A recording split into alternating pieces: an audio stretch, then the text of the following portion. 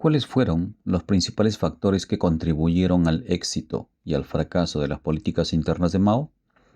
¿Cómo afectaron estas políticas internas a la vida cotidiana de los chinos? ¿Qué legado dejó el periodo maoísta para la China contemporánea? En los próximos minutos hablaré sobre las políticas internas de China entre los años 1949 y 1976, sus objetivos, impacto y alcances. Acompáñame.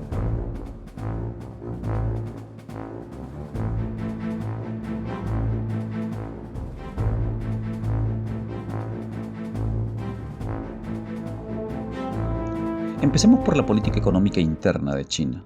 El objetivo primordial de la política económica maoísta era transformar a China de una nación agraria y subdesarrollada a una potencia industrial y socialista.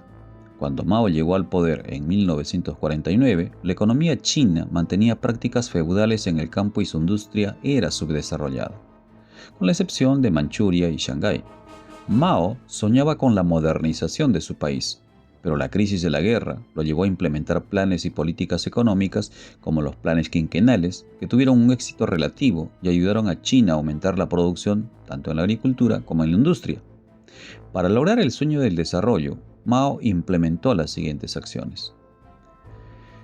La reforma agraria, que pasó por la colectivización de la agricultura buscando aumentar la producción agrícola y controlar a los campesinos mediante la formación de cooperativas y comunas populares. Sin embargo, esta política, junto a la del Gran Salto Adelante, condujo a una grave escasez de alimentos y una hambruna masiva. En 1950, el gobierno aprobó la Ley de Tierras Agrarias con el objetivo de tener una distribución más equitativa. Esto llevó a la confiscación de propiedades a los terratenientes y su redistribución entre los campesinos, buscando transformar el sistema agrícola tradicional de China en uno más moderno. La implementación de esta política provocó la ejecución de 1,5 millones de terratenientes. En 1951 introdujo los equipos de ayuda mutua, animando a los campesinos a compartir recursos, equipos, insumos para mejorar la producción agrícola, lo que ayudó a muchos de los campesinos pobres para mejorar su producción. Luego se crearon las cooperativas de productores agrícolas, formadas por 30 a 50 familias. Estas cooperativas buscaban reorganizar la tierra en áreas más grandes para aumentar la producción. Quedaba una parcela pequeña de uso privado y el resto se compartía colectivamente. El Estado se quedaría con una parte de la cosecha y los campesinos recibirían un pago en dinero o en grano. Esta propuesta causó mucho malestar entre los campesinos más ricos. Para 1950, la producción cayó tanto que no pudo alimentar a la población urbana, por lo que ordenó la colectivización total y el fin de la propiedad privada en China. Pese a que miles de campesinos mejoraron su condición de pobreza, en general esta reforma agraria fracasó para el objetivo que tenía Mao, el autoabastecimiento. Para 1953 se lanzó el primer plan quinquenal de China, inspirado en el modelo stalinista. La decisión de seguir el modelo ruso logró el apoyo de Stalin y la Unión Soviética con ayuda financiera de $300 millones, más ingenieros, más científicos, técnicos, planificadores, llegaron unos 6,000 asesores rusos a China. Este plan priorizó la construcción de grandes industrias como la siderurgia, la maquinaria y la energía, con el objetivo de reducir la dependencia de las importaciones y fortalecer la base industrial del país, sentando las bases para la futura industrialización de China. También impulsó la formación de cooperativas agrícolas, concentrando las tierras y la mano de obra para aumentar la producción, como se mencionó hace un momento. Cabe enfatizar que el primer plan quinquenal de Mao fue un intento ambicioso de transformar a China en una potencia industrial. Y si bien logró algunos avances importantes, también generó tensiones sociales y económicas que contribuyeron a los problemas posteriores como el Gran Salto Adelante. Ante el fracaso mencionado, en 1958 se lanzó el segundo plan quinquenal, más conocido como el Gran Salto Adelante. Los objetivos eran aumentar tanto la producción agrícola como la industrial y convertir a China en una potencia mundial en las próximas décadas. Se implementaron las comunas donde todo era compartido, como cocinar, comer, cuidar a los niños, cuidar a los ancianos. Mao estaba creando un modelo socialista que se alejaba del modelo ruso, pero que dejaba muchas dudas porque no habían políticas claras para su implementación. Se impulsó la construcción de pequeñas fábricas de acero en cada comuna, lo que resultó en una producción de baja calidad y un despilfarro de recursos. Por ejemplo, la producción de acero aumentó, pero el 99% era de tan mala calidad que resultaba inutilizable.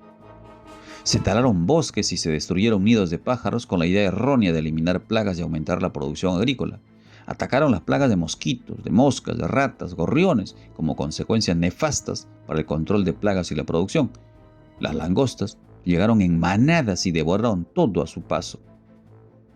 Entre 1959 y 1960, China sufrió condiciones climáticas adversas, sequías en las regiones norte y central, así como tifones e inundaciones en el sur. En esas regiones hubo poca o ninguna cosecha, agudizando los niveles de pobreza y hambruna. Millones de personas fueron obligadas a trabajar en proyectos de infraestructura, como la construcción de presas y canales, a menudo en condiciones muy duras. Pese a ello, se realizaron importantes obras de ingeniería, como el puente construido sobre el río Yangtze. La producción agrícola se desplomó debido a la mala gestión, la falta de incentivos y las condiciones climáticas adversas. Se estima que entre 30 y 45 millones de personas murieron de hambre entre 1959 y 1961. Hoy se puede decir que el gran salto adelante fue un experimento social y económico maoísta, que terminó en un desastre humanitario. La ambición desmedida de Mao, la falta de planificación y la ideología extremista llevaron a una de las mayores hambrunas de la historia de China. Tras la salida de Mao de la presidencia, Liu Xiaohi, nuevo presidente de la República Popular de China, y Deng Xiaoping, secretario general del Partido Comunista de China, impulsaron algunas reformas que llevarían al tercer plan quinquenal de China, implementando un modelo económico mixto que combinaba el comunismo con algunos elementos del capitalismo, como el libre mercado, y aunque Mao retornó en 1966 y cuestionó duramente estas medidas, es más, persiguiendo a quienes implementaron, acusándolos de derechistas y procapitalistas, China siguió caminando hacia el modelo mixto que hasta hoy mantiene en su economía. Ahora bien, las políticas sociales de Mao, otro punto, se centraron en la igualdad y la justicia social, aunque con resultados diversos. Mao expandió el acceso a la educación, aunque la calidad del servicio se vio afectada por la revolución cultural años después, pues igual se había ampliado significativamente.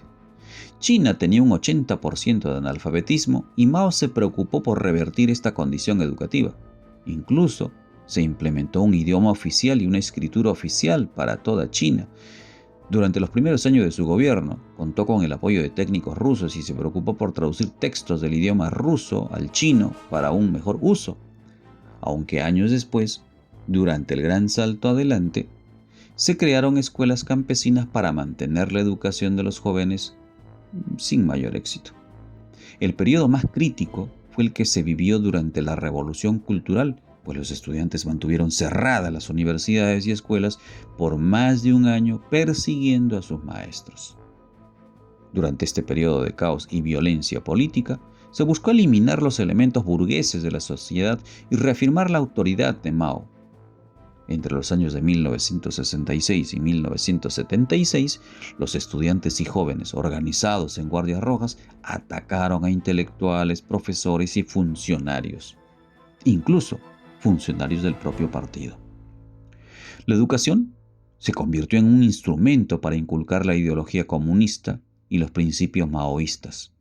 Los estudiantes debían estudiar las obras de Mao, participar en actividades políticas y desarrollar una conciencia de clase. También se reprimió a aquellos que se oponían al régimen o que eran considerados contrarrevolucionarios o derechistas. Después de la muerte de Mao Zedong, el sistema educativo chino experimentó una profunda transformación. Se restablecieron los exámenes de ingreso a la universidad, se volvió a enfatizar la importancia de los conocimientos académicos y se abrió la educación a influencias extranjeras. En cuanto a las políticas de salud durante el gobierno de Mao Zedong, se puede decir que fue un reflejo de los objetivos más amplios de la revolución cultural y el sistema comunista chino. Se caracterizó por construir un sistema de salud más equitativo. Por esta razón se priorizó la salud pública como la atención médica privada.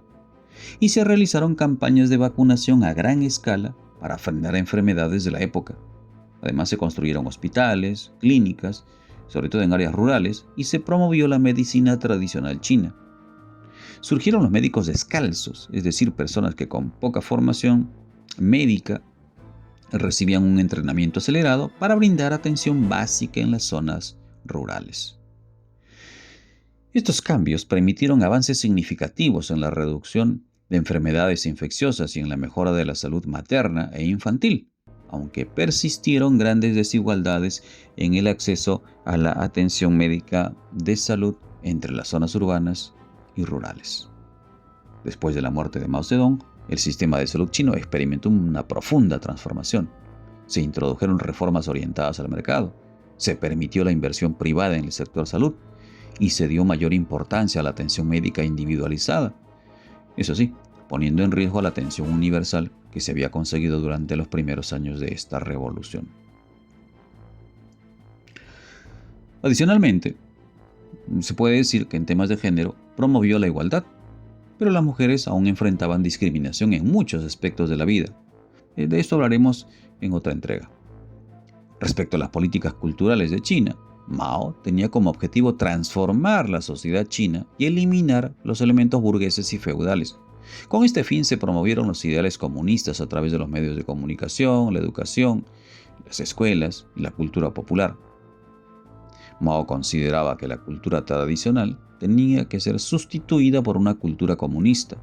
Para él, el arte y la cultura en general cumplían un rol de educación y transformación, siguiendo la línea ideológica del Partido Comunista de China. Es por ello que desde 1966, todo tipo de manifestación cultural se convirtió en una herramienta promotora del comunismo chino y del endiosamiento de Mao Zedong. En este punto, la escritora china, An Chemin, señala que los carteles tuvieron un gran impacto en su vida, que le enseñaron a ser desinteresada y leal a Mao y al comunismo. Refiere además que esta propaganda artística empujaba a los niños a estudiar para convertirse en trabajadores con conciencia y cultura socialistas, remarcando que el único régimen posible era la dictadura del proletariado. Mao promovió el realismo socialista como estilo artístico oficial y señalaba que las obras de arte debían representar la lucha de clases, exaltar los logros de la revolución y promover los valores del comunismo. Esto se explica en la campaña contra los cuatro viejos, por ejemplo, la vieja costumbre, la vieja cultura, las viejas ideas, los viejos hábitos, que sirvió para quemar libros, destruir obras de arte y perseguir artistas e intelectuales considerados burgueses. En el campo cinematográfico se produjeron numerosos documentales que mostraban la vida de los campesinos y trabajadores, en los que se exaltaba la figura de Mao promoviendo una ideología maoísta. Estas políticas culturales nos permiten comprender mejor la naturaleza autoritaria de Mao Zedong e incluso totalitaria de este régimen comunista chino y las consecuencias que tuvo para la sociedad y la cultura, empleando el arte, la cultura misma, para la construcción de identidades colectivas y de manipulación de la opinión pública. En resumen, las políticas internas de China durante el periodo maoísta estuvieron marcadas por un fuerte centralismo, una ideología radical y un enfoque en la transformación rápida de la sociedad. Aunque se lograron algunos avances en términos de igualdad social,